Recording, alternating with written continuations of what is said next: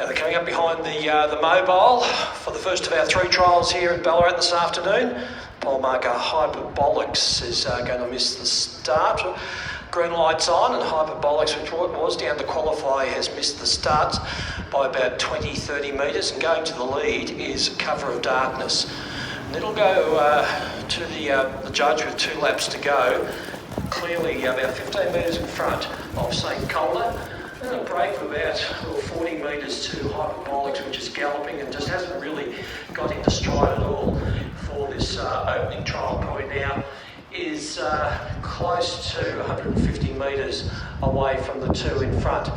And we go down the back with 1700 to go, and it's Cover of Darkness. Hasn't raced since the end of last year. A little bit uneasy going down that back straight, throwing his head around, but Kate Gath has a very strong hold on it, and he leads by about 10-15 metres from St Calder, then a big gap of about 200 metres now back to Hyperbolics. They come to the 1400 metre mark, and Cover of Darkness is doing it comfortably in front, about 10 metres now as St Calder closes the gap, and they'll come into the straight and go to the judge and get the bell.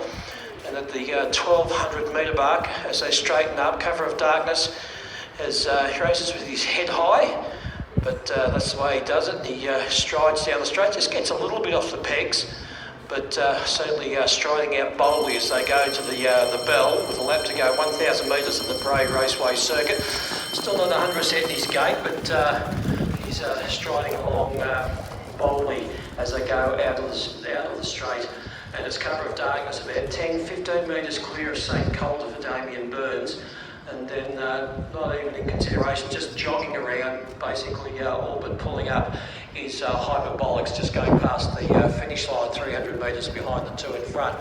And it's Cover of Darkness still got that advantage as he strides down the back straight.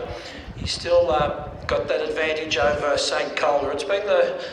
That's the way it's been since they left the mobile. Just closing the gap just momentarily there was St Calder as they went into that bend, and they go past the 400 metre mark, and now just opening up and striding away, just adding to that his lead is Cover of Darkness, and he puts a bit of a space on St Calder now, and as they turn for home, given the full rein, Cover of Darkness stretches out, still racing with his head high, just looks a little bit